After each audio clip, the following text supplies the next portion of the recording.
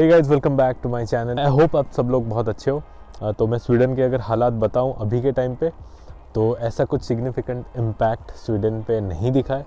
आप सब लोगों ने वो न्यूज़ देखा होगा जहाँ पे रशिया ने स्वीडन और फिनलैंड को थोड़ा थ्रेट किया था कि अगर नेटो में ज्वाइन करोगे तो दिक्कत होगी। बट अभी हमें कुछ न्यूज़ मतलब नहीं मिला है जो स्वीडन पे एक ख़तरा हो। तो सब कुछ अभी चिल है। तो जो कोई भी स्वीडन आ रहे हो या फिर आगे आने के लिए प्लान कर रहे हो तो एक बार न्यूज़ वगैरह चेक कर लेना। बट अभी के टाइम पे फ़िलहाल आ सकते हो। और RT-PCR वगैरह का तो सब कुछ हट गया है, अभी कहीं पे टेस्ट वगैरह नहीं हो रहा है। Everything is good. तो आज के वीडियो में मैं आप लोगों के साथ एक बहुत ही इंपॉर्टेंट चीज़ शेयर करने वाला हूँ। तो अभी का टाइम आ गया है टैक्स रिटर्न फाइल करने का, ठीक है। तो स्वीडन में अगर आप टैक्स रिटर्न फाइल करते हो तो क्या क्या डिडक्शंस होते हैं, आप लोग क्या क्या डिडक्शन दिखा सकते हो टैक्स फाइल करने के टाइम, वो सब आज हम लोग डिस्कशन। पहले ये जान लेते हैं किस किस को स्वीडन में टैक्स फाइल करने की ज़रूरत है। अगर आप स्वीडन में काम कर रहे हो, परमानेंट रेसिडेंस हो, तो ऑब्वियसली करना पड़ेगा। अगर आप स्वीडन में आए हो और एटलीस्ट आप 1 साल के लिए मतलब जॉब करने वाले हो यहाँ पे, तो आपको टैक्स भरना पड़ेगा, टैक्स फाइल करना पड़ेगा। अगर आप कोई फॉरेन कंट्री से, जैसे मैं इंडिया से आया था लेकिन स्वीडन की कंपनी के लिए काम करने के लिए, और वो भी 6 महीने से ज़्यादा, उस केस में भी आपको टैक्स भरना पड़ेगा। जो ये सब क्राइटेरिया के अंदर आ रहे हैं तो उनको टैक्स फाइल करना पड़ेगा और वो लोग डिडक्शन दिखा सकते हैं। तो पहला जो डिडक्शन है वो आप दिखा सकते हो, आपका जो वर्क प्लेस है, आप अगर वहाँ जा रहे हो तो उस केस में भी आप सपोज आप पब्लिक ट्रांसपोर्ट यूज़ कर रहे हो, ठीक है, तो वो उसका भी आप दिखा सकते हो टैक्स रिटर्न करने के टाइम डिडक्शन के लिए। लेकिन एक इम्पॉर्टेंट चीज़ यहाँ पे ये है कि आपका जो मिनिमम जितना खर्चा है थ्रू आउट द ईयर, और यहाँ पे जैसे मैं बोल देता हूँ कि जनवरी 1 से लेकर दिसंबर 31 के अंदर आप लोगों ने जो किया है वो दिखा सकते हो, जैसे मार्च तक नहीं रहता। तो अगर आपका जो कॉस्ट है, अगर आप 11,000 SEK के स्वीडिश क्रोना तक खर्चा किए हो, उसके बाद मतलब उसके 11,000 से अगर थोड़ा ज़्यादा है, तब आप वो रिटर्न फाइल करने के टाइम दिखा सकते हो एज अ डिडक्शन, और आपको 30% of the amount you will get back. अगर आप अपना पर्सनल व्हीकल भी यूज़ कर रहे हो और वो जो डिस्टेंस है आप कवर कर रहे हो जर्नी टू वर्क, तो वो अगर 5 किलोमीटर या फिर उससे ज़्यादा है तो वहाँ पे भी जो खर्चा होता है वो भी आप दिखा सकते हो।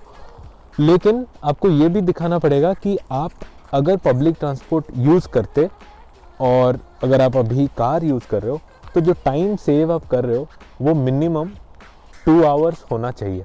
अगर वो है तो आप वो दिखा सकते हो। तो नाउ अभी एक सिनेरियो ऐसे बनता है आपके साथ कि आप अगर स्वीडन में हो अभी गॉथेनबर्ग में, ठीक है, और आपको किसी कारण 50 किलोमीटर दूर एक बिज़नेस ट्रिप करने जाना है। मान लो आपको स्टॉकहोम आना है या फिर आपको हेल्सिंगबरी जाना है, तो उस केस में भी आप अगर वहाँ पे रहते हो एक रात और यहाँ पे मील्स वगैरह आप खाने पीने का वो सब भी आप डिडक्शन के तौर दिखा सकते हो टैक्स फाइल करने के टाइम। सो अगर 50 किलोमीटर जर्नी करके आप अपने ऑर्डिनरी वर्क प्लेस, मतलब जहाँ आप रोज़ जाते हो, वहाँ से 50 किलोमीटर दूर जाते हो आप किसी कारण, तो उसके लिए जो एक्सपेंस रहता है वो आप दिखा सकते हो।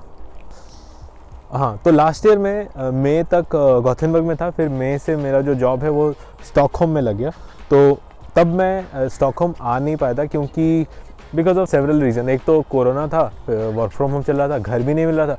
बट हमको फिर घर मिल गया जून से, लेकिन मैं स्टॉकहोम मूव किया अगस्त या फिर सितंबर में। तो ये जो होता है ना, मैं मतलब डुअल रेसिडेंस हो गया कि मैं गॉथेनबर्ग में भी घर है, वहाँ पे भी रेंट दे रहा हूँ, और मैं जब स्टॉकहोम मूव कर गया वहाँ पे भी रेंट दे रहा हूँ। तो ये केस में अगर आप डुअल रेसिडेंस आपका है तो आप वो भी दिखा सकते हो, लेकिन that is only valid for 2 years if you are single.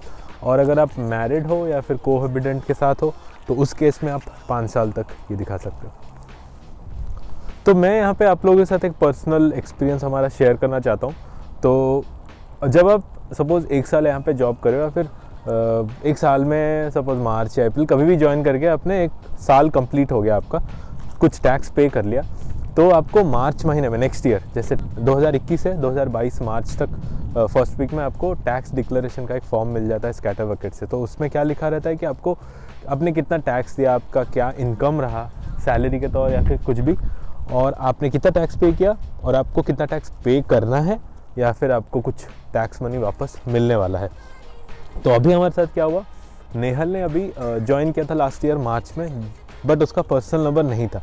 तो जब उसको सैलरी मिला था तो उसका कोई पर्सनल नंबर नहीं था, अब सैलरी मेरे अकाउंट में क्रेडिट हो गई थी क्योंकि हमने मेरा अकाउंट दे दिया था। बट वहाँ पे दिक्कत ये हो गया कि जो कंपनी है उनको तो नहीं पता कि इसका पर्सनल नंबर क्या है, तो वहाँ पे टेबल से रहता है कि ये हमने ये सैलरी के तौर दिया है और ये इतना टैक्स कटना चाहिए, ठीक है, सपोज़ 32% टैक्स कटना चाहिए।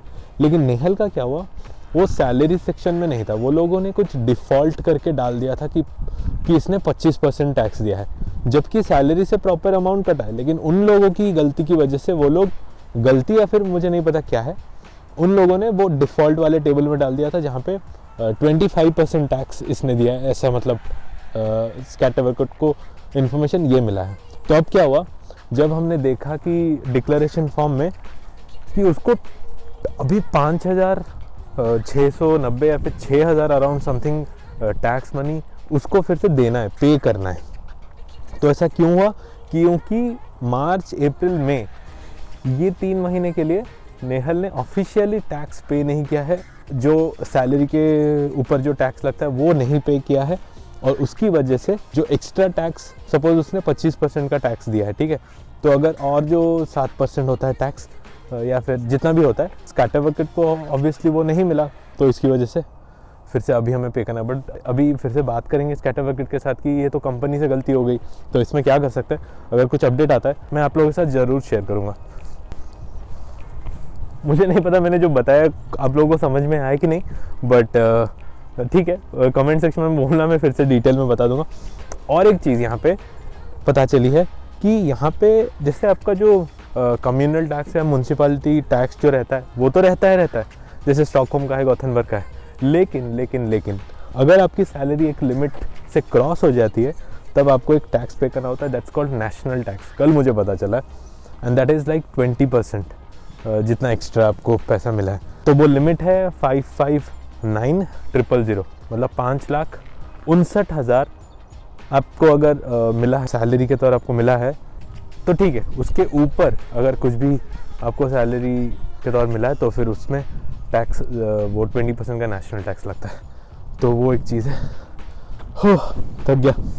तो अभी मौसम काफ़ी सही हो रहा है, देखो धूप आ गई है, टेम्परेचर 4 डिग्री है, बर्फ़ अभी मेल्ट नहीं हुआ है। अभी तो अच्छा टाइम आने वाला है, तो जो लोग आ रहे हैं तो उनके लिए तो बहुत ही अच्छा है, बहुत एंजॉय करोगे। मतलब इसलिए मैं हमेशा शेयर करता हूँ, जब भी आप स्वीडन आओ तो एटलीस्ट मार्च से लेके अगस्त इस टाइम पे आओगे तो बहुत एंजॉय करोगे। दिसंबर, नवंबर, जनवरी इस टाइम पे तो बेकार। तो आई होप आपको वीडियो जो है वो पसंद आई हो।